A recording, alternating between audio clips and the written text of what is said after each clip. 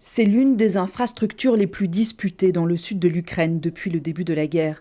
Le barrage hydroélectrique de Nova Kakhovka, sous contrôle russe depuis des mois, à cheval sur le fleuve Dniepr, est désormais en partie détruit. Qui est responsable, ce n'est pas encore clair. Les deux belligérants se renvoient la balle. Kiev accuse la Russie d'avoir fait sauter le barrage pour freiner ses opérations militaires. Il est physiquement impossible de faire sauter le barrage, d'une manière ou d'une autre, de l'extérieur avec des bombardements. Il a été miné. Il a été miné par les occupants russes qui l'ont fait exploser. La thèse d'un sabotage russe, une hypothèse jugée probable par les experts. Pour mettre autant d'explosifs dans une centrale, il faut d'abord être très actif, avoir des camions, parce que visiblement il y avait beaucoup d'explosifs, il faut avoir accès, il faut rentrer à l'intérieur. C'est pas du tout simple, une centrale hydroélectrique c'est très très surveillé.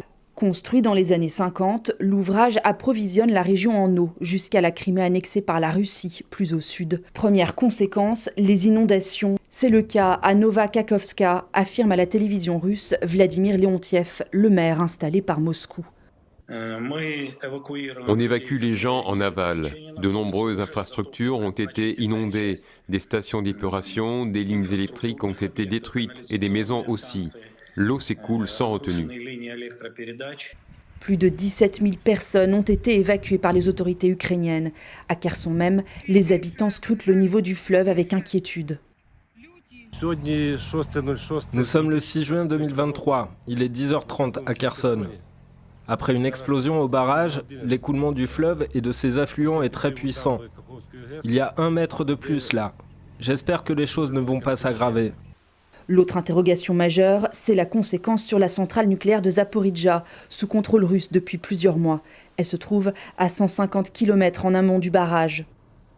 Il n'y a absolument pas d'inquiétude à avoir pour la sécurité de la centrale, mais ça peut conduire à la ralentir ou à l'arrêter.